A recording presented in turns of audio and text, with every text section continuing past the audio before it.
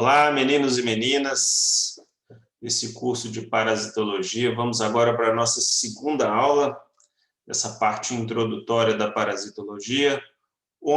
Na última aula, a gente trabalhou os conceitos iniciais da parasitologia como um todo. Hoje nós vamos tratar sobre os fundamentos de epidemiologia, o que é e como ela é importante para que a gente entenda a dinâmica das doenças parasitárias e como elas devem ser tratadas aí, em questões de saúde pública. Vamos comigo nessa aí. Gente, então a epidemiologia estuda a distribuição das doenças e também dos seus determinantes em grupos populacionais. Então, o que são os grupos populacionais? Podem ser os habitantes de um país, pode ser de uma cidade, de um estado, de uma área geográfica, né? Uma região do país, pode ser uma faixa etária da população, pode ser um grupo profissional. Então, grupos populacionais depende de o que é o foco do estudo. Então, a epidemiologia trata da distribuição das doenças nesses grupos populacionais e o que determina a proporção dessas doenças nesses grupos populacionais. E esses determinantes a gente chama de fatores de risco. De risco de quê? Risco de adoecimento. Beleza? Bom, então a epidemiologia, ela trata sobre o adoecimento das pessoas, dos grupos populacionais, das populações. Então, a epidemiologia não abrange apenas doenças infecciosas. Nós vamos tratar aqui da epidemiologia focada nas doenças parasitárias, mas é importante que vocês saibam que a epidemiologia trata das causas e como é a dinâmica do adoecimento das populações. Então, ela abrange doenças infecciosas, incluindo as parasitárias, mas também inclui doenças fisiológicas, que não tem causa atribuída a um agente infeccioso, como, por exemplo, a hipertensão, diabetes, né? As alergias, e também inclui aí na epidemiologia as doenças sociais, como violência no trânsito, crime hediondo, etc. Então, existe uma série de tipos de causas de adoecimento das populações. Então, aqui eu coloquei uma tabela, então existem causas alérgicas, causas químicas, né, como, por exemplo, o uso de drogas, causas congênitas, né, causas hereditárias, né, congênitas que é passada da mãe para o filho, né, da gravidez, hereditárias que é passada de geração para outra, né, dos pais, né, através de seus alelos, doenças infecciosas, que é o nosso objeto de estudo aqui, existem doenças metabólicas, porque tem, por exemplo, diabetes, doenças nutricionais, né, decorrentes, por exemplo, obesidade mórbida, são decorrentes de questões nutricionais, doenças psicológicas, doenças a partir de traumas, né, acidente de trânsito, por exemplo, tumores e doenças vasculares. Então, existe uma série de doenças que são o objeto da epidemiologia, mas lembrando aqui nessa disciplina a gente vai tratar da epidemiologia voltada para as doenças parasitárias. Bom, então o objetivo da epidemiologia, gente, apesar de ser abordado dentro da medicina, da biologia, da enfermagem, etc., por todas as doenças, todas as ciências da saúde, o objetivo da epidemiologia é um só, tá? É a promoção da saúde através da prevenção de doenças. Então, o foco da epidemiologia não é propriamente o indivíduo doente, e sim o indivíduo sadio. É buscar formas pelas quais o indivíduo sadio não se torne um indivíduo doente. Então, como que a epidemiologia ajuda a manter o indivíduo sadio? Através de ações de promoção da saúde, através de campanhas, serviços de saúde pública, como saneamento básico, e medidas preventivas. Tá? Então, é através da promoção da saúde que nós manteremos o indivíduo sadio. E muitas das políticas de saúde pública se apoiam em estudos epidemiológicos. Por quê? A gente acabou de ver que a epidemiologia estuda as causas do adoecimento das populações. Então, sabendo das causas, que a gente chama de fatores de risco, sabemos quais são os caminhos pelos quais os indivíduos se adoecem. E aí a gente tenta o quê? Manter os indivíduos sadios, de maneira a eles não se encaminharem por essas vias de adoecimento. Então, fazendo um paralelo aqui com a medicina clínica, o foco dela é o indivíduo doente. O foco do epidemiologista é o indivíduo sadio. Então, enquanto os epidemiologistas pensam na população como um todo, nos dados populacionais, o médico está focado no indivíduo. Se a gente pensar em diagnóstico, o médico está voltado para o diagnóstico do indivíduo que ele está atendendo. Já o epidemiologista, ele tenta fazer um diagnóstico da saúde da população como um todo, considerando a porcentagem de doentes e de sadios. O objetivo também é diferente entre o médico ali da atenção básica e o epidemiologista, né? O objetivo é a prevenção no médico epidemiologista. Do médico de base, de atendimento, médico clínico, ele visa o tratamento dos doentes. Já o epidemiologista, quando ele vai fazer uma avaliação, ele faz uma avaliação não de indivíduos, ele faz uma avaliação da população como um todo, sobre seu estado de adoecimento e o que é necessário para fazer, né, para promover a saúde, ou seja, manter cada vez mais a população saudável e menos doente. Já os médicos têm que fazer o quê? Uma análise do caso do paciente, o que está acometendo aquele paciente e buscar soluções para a cura do seu paciente. Enquanto que o epidemiologista ele tem que pensar em ações de saúde pública que atendam toda a população e que tenha resultados em massa. Então, é muito interessante nos dias de hoje a gente fazer essa distinção entre os médicos epidemiologistas e as ações de saúde pública e as ações do médico lá no consultório, né? São abordagens bem diferentes, mas que visam a saúde como um todo. Bom, então qual é a premissa básica da epidemiologia? Quando a gente vai estudar epidemiologia, a gente tem que pensar de antemão.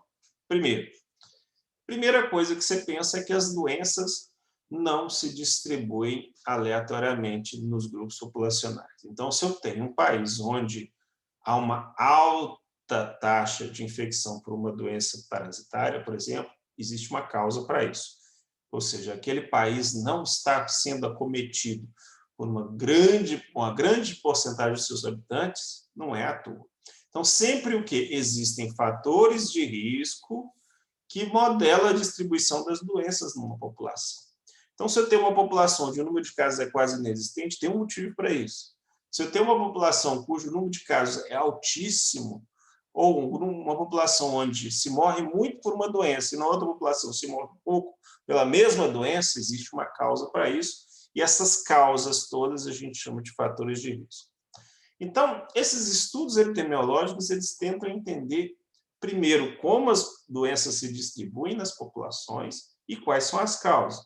Então, quando eles vão estudar essas coisas, foca-se em 3 pontos. Primeiro, nas pessoas. Que tipo de pergunta é que é feita aí? Quem está adoecendo? Ou seja, qual faixa da população, qual grupo da população adoece mais e qual adoece menos? E aí, pergunta-se por que aquele grupo adoece mais, por que aquele grupo adoece menos. Segundo ponto de foco ali nos estudos epidemiológicos, no lugar. Quais são os grupos populacionais, quais são os locais onde a doença acontece mais, quais são os locais onde ela acontece menos e por quê? E no tempo, né? Aqui é um fator bastante importante para avaliação e planejamento. Estudar a dinâmica temporal, ou seja, ao longo dos anos, o histórico está subindo, descendo, está estável, né, e entender por quê ou quais as ações estão tendo resultado e quais as ações não estão tendo resultado.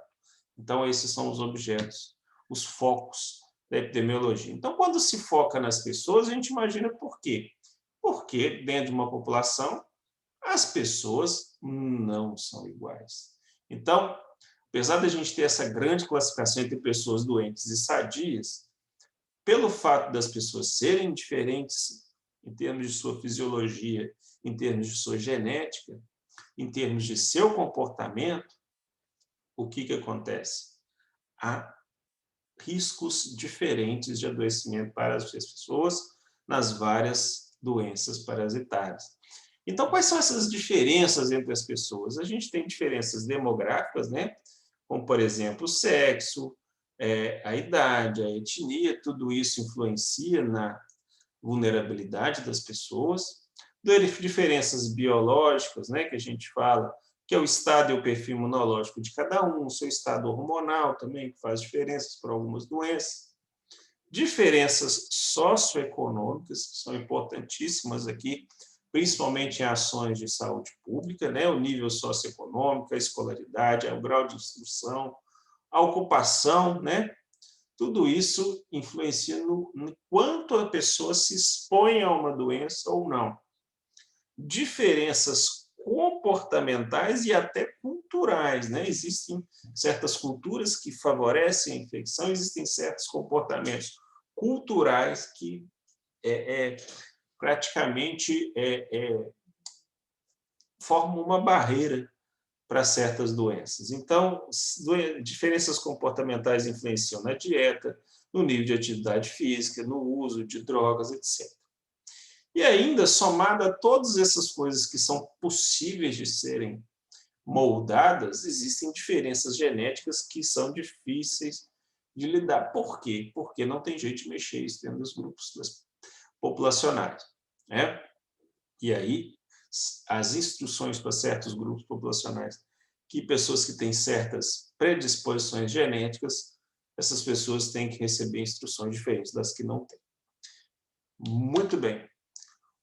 O foco no lugar é importante porque nos dá uma informação sobre quais são os aspectos biológicos, né, da ecologia do lugar que estão favorecendo um aumento de casos num lugar e não no outro. Quais são as condições socioeconômicas de um lugar e de outro. Então, quando falamos que os grupos populacionais têm diferenças, eles têm diferenças nos diferentes lugares.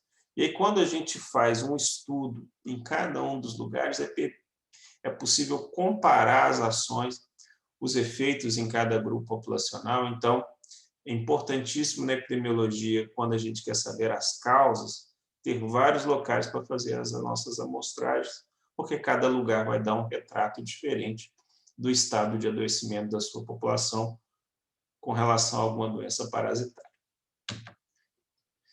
E o foco no tempo é justamente uma ferramenta de avaliação das ações. Então, os objetivos, quando a gente foca na dinâmica temporal das doenças, ou seja, se aumentou, se diminuiu ao longo do tempo, é primeiro determinar se realmente ocorreram mudanças ao longo do tempo, fazendo estudos de larga escala, e segundo, compreender o que determinou esse aumento ou essa queda no número de casos nessas doenças. Então, se a gente pegar aqui, ó, a taxa de mortalidade desde os anos 1900 até os anos 2000, a gente vê que ela tem uma tendência de queda, não é isso? Mas alguns fatores imediatamente causaram efeitos de queda, como, por exemplo, o uso da penicilina, que gerou uma queda muito brusca, o uso de vacinas, os programas de vacinação também diminuíram bastante.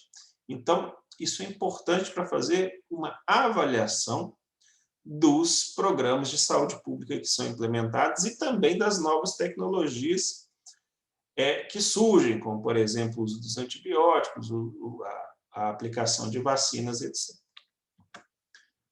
Muito bem.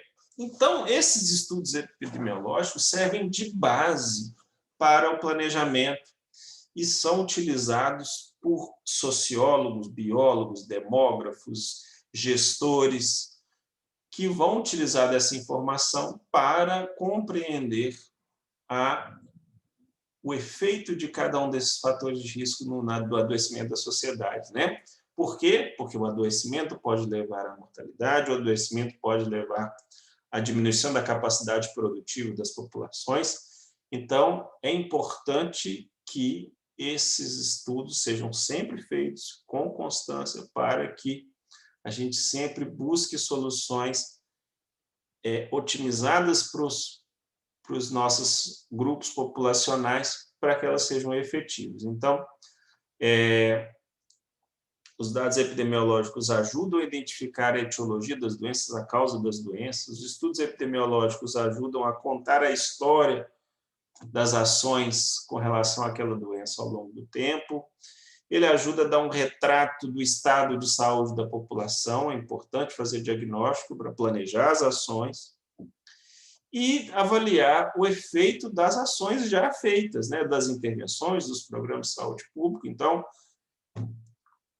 pega-se os dados de hoje para fazer um diagnóstico do planejamento para daqui a 5 anos. Daqui a 5 anos se verificam os dados epidemiológicos de novo, para saber se as ações feitas há 5 anos, implementadas desde 5 anos atrás, por exemplo, surtiram efeito. Então, é importantíssimo os estudos epidemiológicos para avaliação, para diagnóstico e para fazer o planejamento.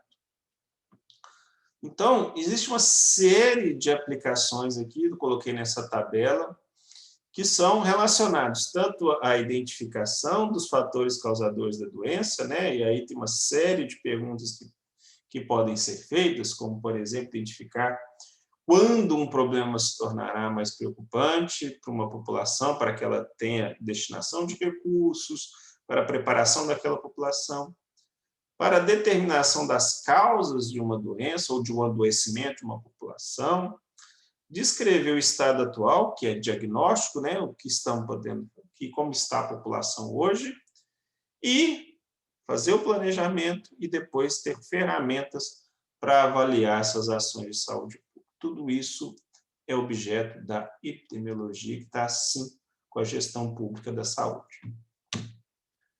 Muito bem. Falando agora da teoria da epidemiologia, como, assim, de maneira geral, né? A cadeia epidemiológica das doenças infecciosas, agora nós vamos tirar a epidemiologia das doenças sociais, das doenças congênitas, das doenças hereditárias, agora nós vamos falar das doenças infecciosas, tá? Então, quando a gente está pensando nas causas das doenças, da causa do adoecimento, dos fatores de risco, a gente tem que existir uma série de fatores de risco que estão relacionados com a porta de entrada de agentes infecciosos na população. Então, quais são os fatores, por exemplo, que aumentam a chance da população ser infectada, ou seja, o que influencia na porta de entrada. Outro objeto de estudo aqui, quando a gente quer trabalhar, é o que torna o hospedeiro suscetível a um agente infeccioso. Então, e aí a gente entra até na questão das vacinas, né? As vacinas fazem com que o hospedeiro não seja o quê? Suscetível a uma entrada. Você fecha a suscetibilidade do hospedeiro àquela infecção. Então, essa também é uma dos objetos de estudo da epidemiologia. Outra coisa que é importante é estudar o mecanismo com o qual o agente infeccioso entra, né? Ou seja, quais são os aspectos biológicos daquele agente infeccioso que a gente tem que saber, né? Se aquela cepa entra de um jeito, entra do outro, qual é o tempo que ela leva para começar a se multiplicar, assim por diante.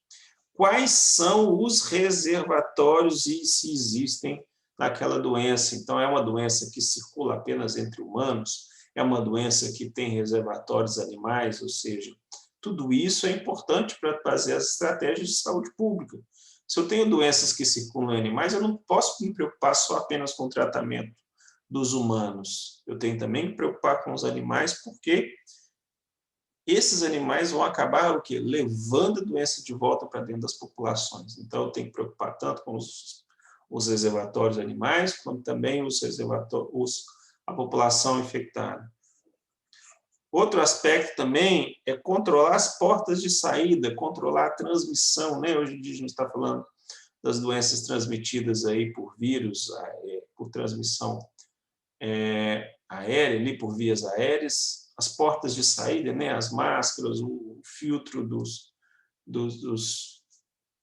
ar-condicionado, etc. Então, a gente tem que tentar controlar as portas de saída, a gente tem que conhecer e controlar também os modos diversos de transmissão, pela água, pelo ar, a gente viu isso na última aula, né? Os modos de transmissão. Então, tudo isso a gente tem que estudar, por quê? Porque a gente não pode tratar na epidemiologia de um aspecto individualmente. Estão todos interligados. Então, eu não posso apenas trabalhar em questão da suscetibilidade do hospedeiro, porque ela é intrincadamente amarrada na porta de entrada e nas características do agente infeccioso, no modo de transmissão. Então, é muito importante que a gente tenha em mente que o estudo epidemiológico é uma cadeia. Bom, e quando a gente pensa na manutenção de uma doença dentro de uma população, a gente tem que falar que essa doença ela é mantida por um tripé, que a gente chama de tríade epidemiológica. Então, a doença só se mantém numa população porque existem os três elementos. Se eu tirar um, ela não se sustenta. Então, toda doença se mantém numa população porque ela é mantida por um tripé, por essa tríade, que a gente chama de tríade epidemiológica. Então, para uma doença existir na população, lógico, tem que ter o agente infeccioso, tem que ter o que causa a doença. Mas também tem que ter o quê? O hospedeiro suscetível. Então, eu posso ter.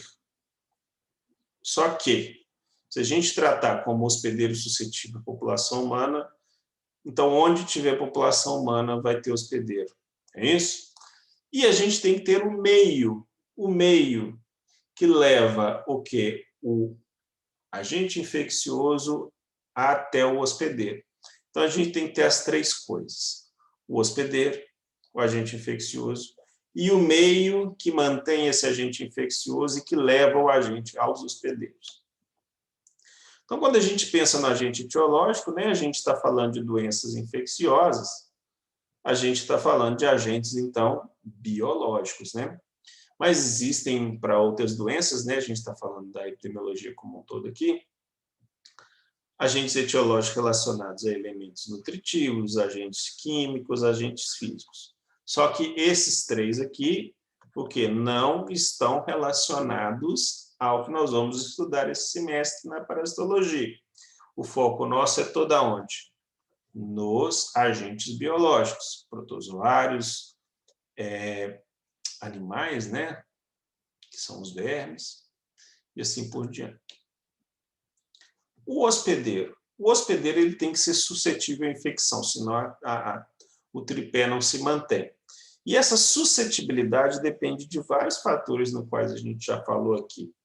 O sexo, a idade, a etnia, tudo isso vai influenciar de alguma forma no quão suscetível, quão vulnerável os indivíduos são os indivíduos naquela população. Fatores biológicos, como, por exemplo, o estresse, o extrato nutricional também influenciam.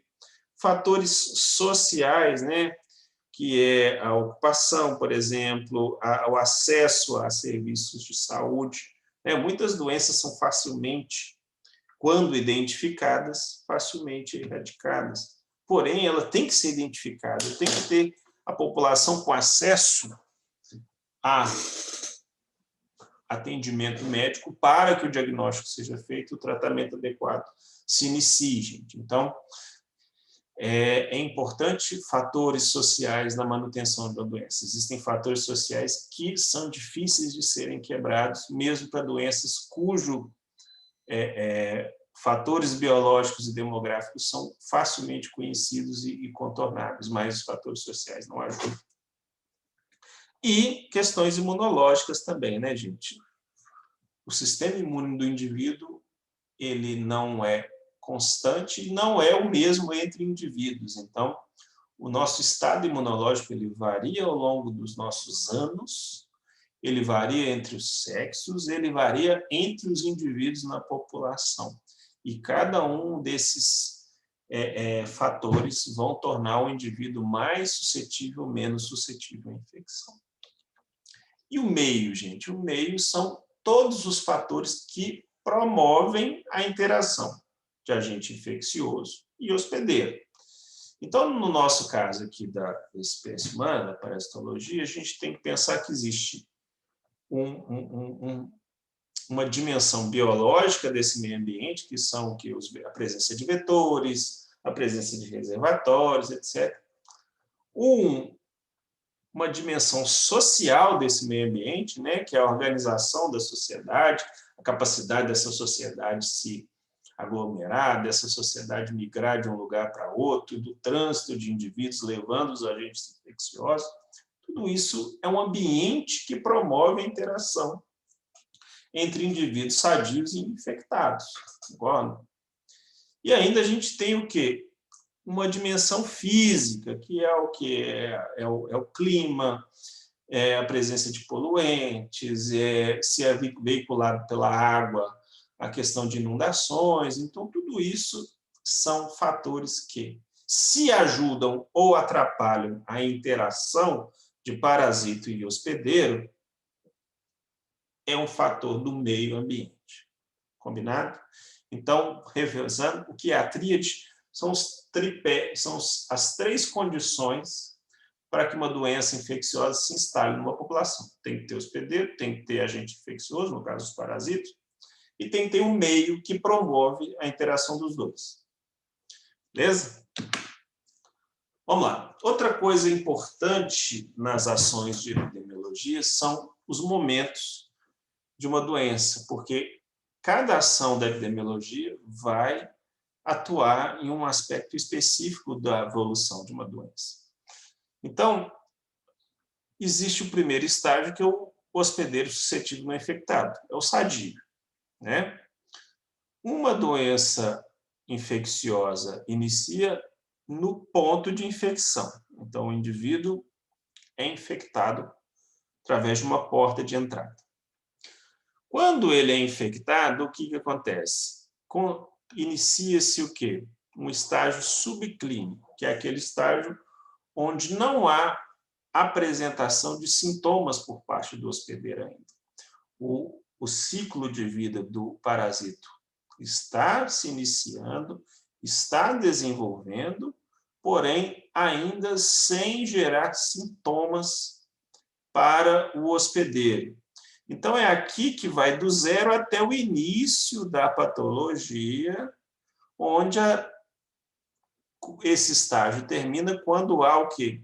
O aparecimento dos sintomas. Então, o limite entre o estado subclínico e o clínico é quando começa a aparecer sintomas. Esses sintomas começam a aparecer quando? Quando o organismo já começa a desenvolver respostas inflamatórias, quando o parasito começa a causar lesões, quando o parasito muda um pouco a fisiologia do hospedeiro, e aí os sintomas começam a aparecer. Esses sintomas, a gente já viu, podem ser causados por vários fatores que envolvem o que a gente chama de patogenia da doença. Muito bem, chegando ao estágio clínico, já é possível, então, fazer o diagnóstico, porque sintomas aparecem, apesar de existirem ferramentas hoje de diagnóstico antes dos sintomas aparecerem, mas não é comum isso acontecer. Normalmente, se faz o diagnóstico no início do estágio clínico e, caso não exista um acesso fácil a atendimento médico, o diagnóstico ele é postergado porque o indivíduo está sentindo sintomas, mas por não ter acesso à medicina, ele vai convalescendo, ele vai piorando o seu estágio clínico, porque ele não fez diagnóstico e, lógico, pode estar iniciando um tratamento médico inadequado, porque ele não foi diagnosticado adequadamente e tratado adequadamente, ou pode carecer de tratamento médico se ele não tem o atendimento correto. Então, é interessante que o acesso à medicina permita um diagnóstico rápido, não é isso? Para que o tratamento médico também seja o mais rápido e eficaz possível. Porque aí você encurta, né, o tamanho desse estágio clínico, para começar a partir para o próximo estágio, que é um estágio de recuperação. Nesse estágio de recuperação, pode acontecer o que a gente viu, o outro estágio de doença. Ou ele vai para a cura, ou ele vai para a cronificação, ou seja, a carga parasitária é baixa, os sintomas baixos, mas ele não consegue eliminar, através do tratamento e seu sistema imune, todos os parasitas, ele fica com aquela quantidade ali que ele consegue se manter. Agora, se ele não consegue se manter, ele não se recupera, e o caminho inevitável é a morte do organismo, do hospedeiro, pela aquele acometimento. Muito bem, então esses são os passos, e aí vocês podem perceber que as ações de saúde pública, as ações de atendimento médico são importantes em cada um. Como, por exemplo, quanto melhor o diagnóstico, mais rapidamente o tratamento começa e menor é o estágio clínico. Quanto mais educada uma população sobre as questões médicas e das doenças, mais ele percebe, mais cedo ele percebe os primeiros sintomas.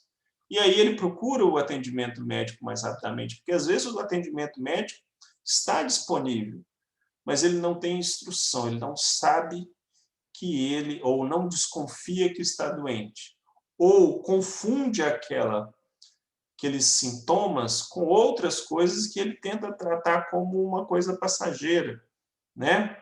Então, é importante também a educação da população nesse caso.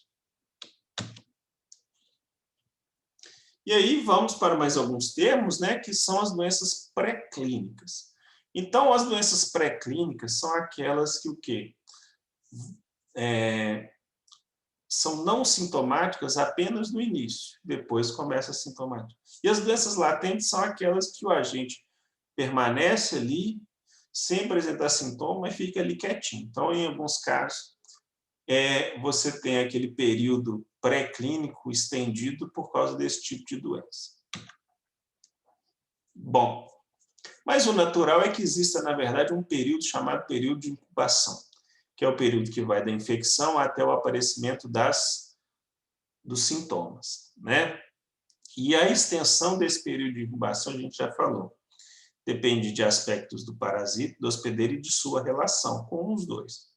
Por exemplo, a taxa de crescimento do agente infeccioso, a dose de entrada do agente infeccioso, o tipo de porta de entrada, o tipo de resposta imune, o grau de resposta imune do hospedeiro, né? E ainda eu acrescento aqui, né? Não está anotado, mas eu falo, que é a virulência, ou seja, a capacidade daquele agente infeccioso de causar os sintomas muito rápido, né?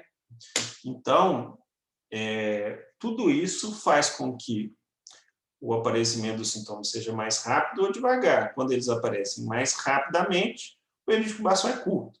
Quando o período de incubação é longo, vai demorar para aparecer sintoma. E aí que é um dos grandes problemas. Existem doenças que são transmitidas entre pessoas, mesmo nesse estágio de incubação. E aí você tem uma visão subestimada da transmissão e da presença do agente infeccioso e do adoecimento da população. Por quê? Se eu tenho uma doença que tem uma fase clínica que você consegue identificar e se baseia apenas nos casos clínicos para medir o grau de adoecimento de uma população, população, e se eu tenho quase 2 vezes mais indivíduos infectados, porém sem apresentar sintomas, eu estou, na verdade, subestimando o estado de adoecimento da população, porque vem logo depois um monte de gente. Então, ferramentas de diagnóstico rápido e seguro são importantes para que a gente consiga diagnosticar não só aqueles que apresentam sintomas clínicos, mas também aqueles que têm a fase subclínica. E aí eu tenho um diagnóstico melhor do estado de adoecimento das populações, eu entro com o tratamento mais cedo, eu entro com as medidas de contenção da transmissão mais cedo. Então, é importante que esse período de incubação seja cada vez não seja um problema para o diagnóstico. Bom, então, as infecções elas são acompanhadas, né, ao longo do tempo. A gente falou que o tempo é importante. E as infecções têm dinâmicas temporais diferentes, dependendo das características biológicas do parasita, mas também da organização do grupo populacional. Então, as doenças se apresentam em 3 tipos básicos de dinâmica temporal. Elas podem se apresentar na forma endêmica, no qual elas têm um número constante, geralmente não muito alto, de casos que se mantêm por longos períodos, como, por exemplo, algumas doenças que acometem, algumas doenças parasitárias que acometem o sistema digestivo, né? Essas doenças ficam na população, elas não acabam, mas também não geram surtos, e ficam naquela população, naquela taxa ali de 5%, 10% o tempo inteiro. Existem doenças que apresentam-se de forma esporádica, elas vêm, dão um pico, acometem muitas pessoas, mas o sistema imune ou a intervenção médica é tão eficiente que é capaz de curar todo mundo. Então, o período é esporádico. E aí a gente tem períodos epidêmicos, onde, apesar do natural de uma doença estar ali na casa dos 5% da população ser acometida, por algum motivo eu posso ter períodos epidêmicos, períodos com quantidade de infectados muito acima do normal, do que eu esperava para uma presença endêmica daquela infecção. E aí os períodos epidêmicos, gente, eles surgem de maneira muito rápida, né? Ou seja, de maneira inesperada, de maneira descontrolada, ou seja, espalha para todo lado, e ela vai sempre aumentando, aumentando, aumentando de maneira progressiva. Então, existem, por exemplo, surtos de gripe, essas coisas, períodos epidêmicos, você tem muitas pessoas se infectando ao mesmo tempo. E quando isso acontece em vários locais do globo, aí eu tenho as chamadas pandemias, né? Infelizmente, hoje a gente tem uma clara noção de que é uma pandemia, porque a gente está sendo acometido nessa época pela pandemia de Covid-19, mas tivemos outras menos letais, né? Como, por exemplo, H1N1, etc. Mas tivemos também outras também muito letais na nossa história, como gripe espanhola, etc. Bom, outro aspecto importante aqui da gente definir é o conceito de profilaxia. Então, profilaxia, gente, são todas as medidas que visam a prevenção do adoecimento, a erradicação da doença e o seu controle. Enquanto que a prevenção são todas as medidas que visam evitar o estabelecimento. Então, a gente pode dizer que a prevenção, todas as medidas preventivas fazem parte das medidas profiláticas. Então, as medidas profiláticas envolvem tanto a prevenção, que é evitar que a pessoa adoeça, mas também erradicar a doença e conter a transmissão e curar os doentes e controlar, ou seja, controlar os vetores, controlar os reservatórios, assim por diante. Então, essas medidas preventivas podem ser de 3 tipos, de acordo com o estágio da infecção que a gente já viu. Então, aquelas ações voltadas para o indivíduo sadio, a gente chama de estratégias de prevenção primária. Então, são todas as ações que eu faço para impedir que o indivíduo sadio adoeça. Então, em linhas gerais, o que a gente faz é tentar controlar os fatores de risco que já foram identificados para aquela população, para ela não adoecer por aquela determinada doença. E essas abordagens podem ser genéricas ou específicas para uma doença só. Por exemplo, saneamento básico é uma abordagem de prevenção primária genérica, porque a melhoria no saneamento básico é fator de risco para um monte, a carência do saneamento básico é fator de risco para um monte de doenças. Ações de educação e saúde são importantíssimas para um monte de doenças.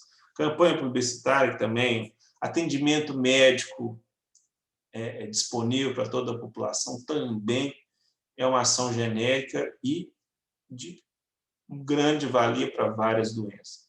Agora, existem ações que são específicas para uma doença. Por exemplo, a vacinação para a gripe, a vacinação para o Covid, etc. Os usos dos preservativos para as doenças parasitárias sexualmente transmissíveis e outras. Então, é importante ter ações primárias, de prevenção primária o tempo inteiro. Então, ela é direcionada para a população toda, mas também para grupos mais expostos aos fatores de risco. Já a prevenção secundária é focada para os indivíduos que já se acometeram pela doença, e a estratégia aqui é impedir que a doença se desenvolva para estágios mais graves e também conter a transmissão desses indivíduos já acometidos para indivíduos sadios. Então, é importante que tenha, sim, as ações de prevenção secundária. Além disso, existem as prevenções terciárias, que indivíduos que se acometeram, agudizaram, até cronificaram alguns tipos de doença, é trazer soluções para reduzir complicações e impedir a incapacidade física daquela pessoa, né? Fazer com que ela se recupere para ter suas atividades restabelecidas, sua vida normal de volta, né? Então, envolve estratégias de reeducação, de readaptação, fisioterapia, tudo isso associado com o tratamento farmacológico para poder conter a infecção. Então, geralmente, as ações secundárias são feitas juntas com as ações terciárias. Então, se a gente pensar ali naquele quadro de evolução de uma doença e contextualizar com as ações de prevenção primária, então, a prevenção primária age nos indivíduos sadios, a secundária já tenta agir no período de incubação, mas é difícil, mas tenta agir já no período de incubação, tentando fazer diagnósticos antes até que os sintomas apareçam, fazer campanhas, até campanhas de tratamento, né, gente? A gente vê aí a aplicação de vermífugos, mesmo sem fazer diagnóstico, né?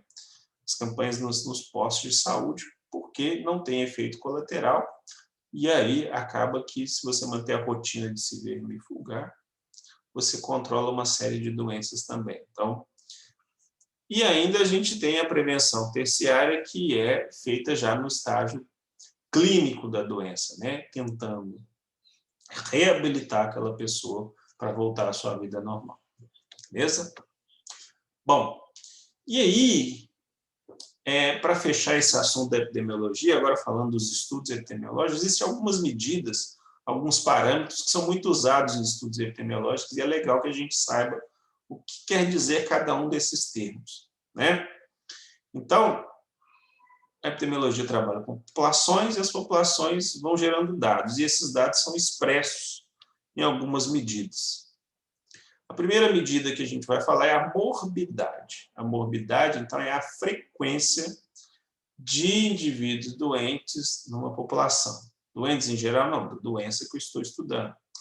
Então, ela pode ser expressa tanto pela incidência quanto pela prevalência, que são essas duas coisas.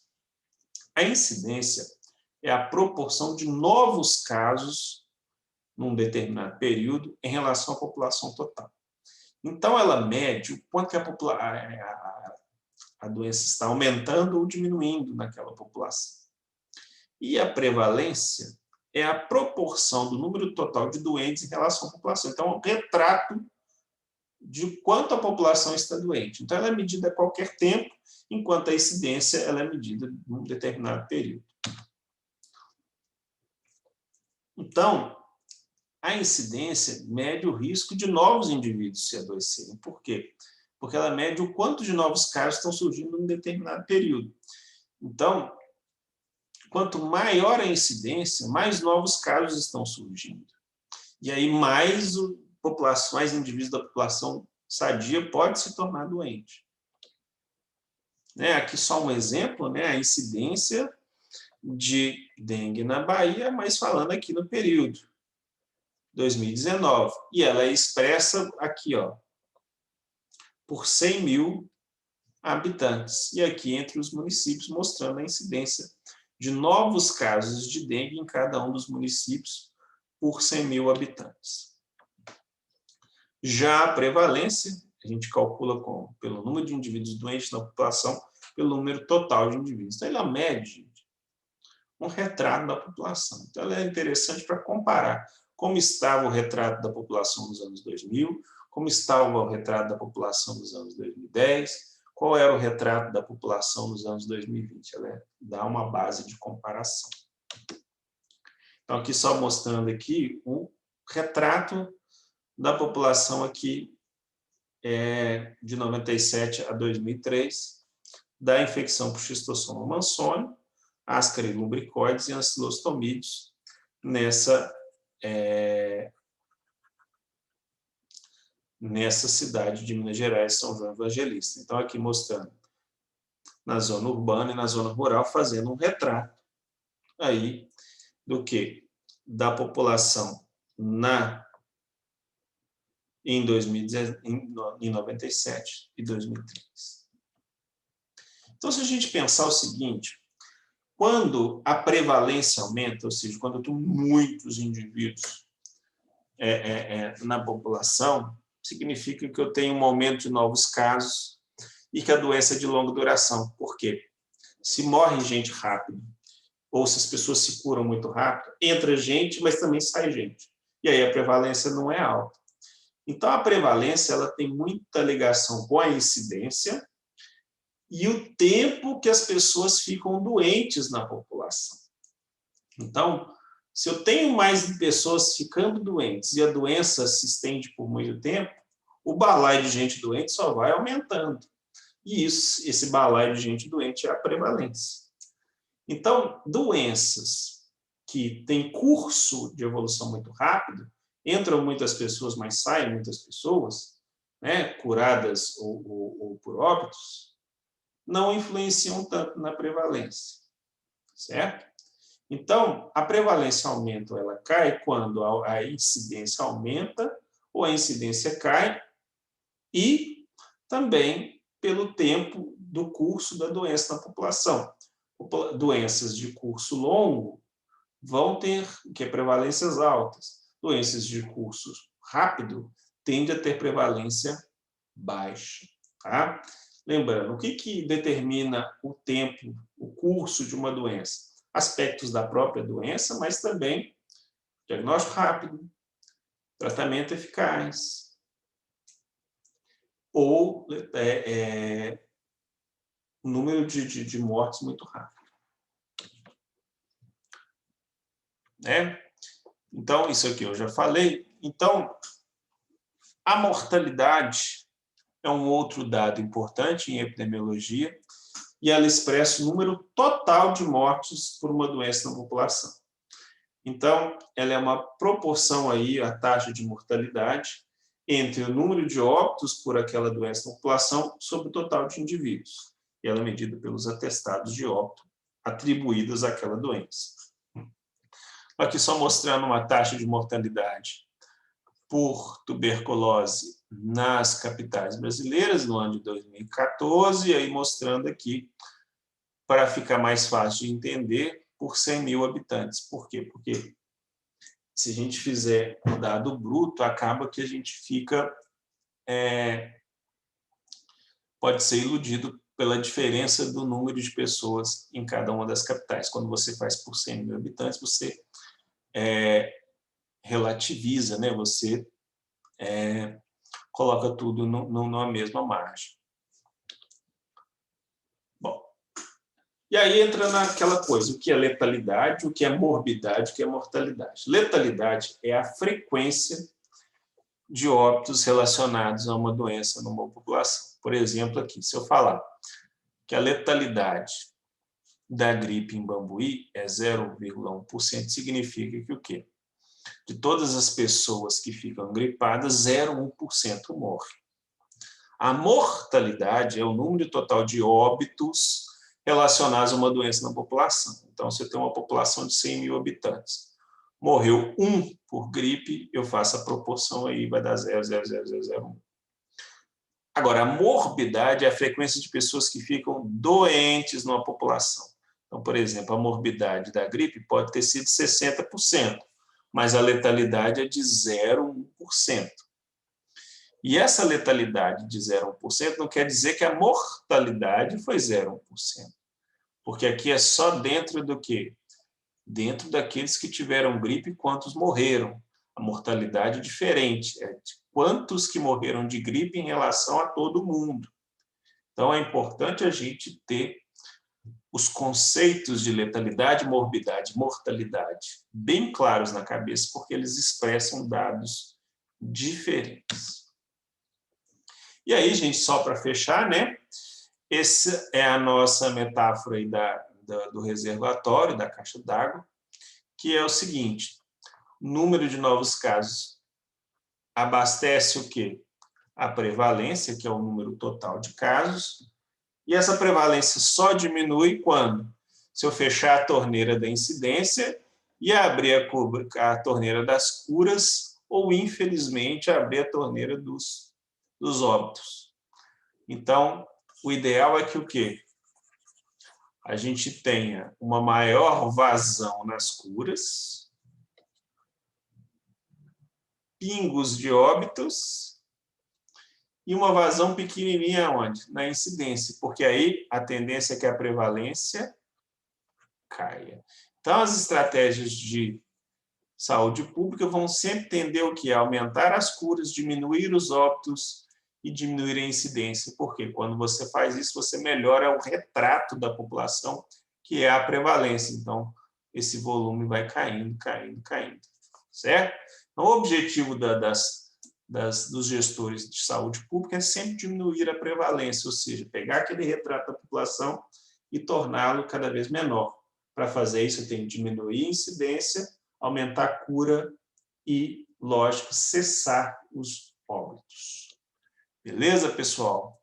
Então, esse é o nosso assunto dessa aula de hoje. Fechamos esse primeiro bloco de aulas com a introdução à parasitologia, com a introdução à epidemiologia. No próximo bloco, nós vamos tratar sobre fundamentos de imunologia, que vai nos ajudar a entender também o curso das doenças no hospedeiro humano. Grande abraço para todos e nos encontramos na próxima aula.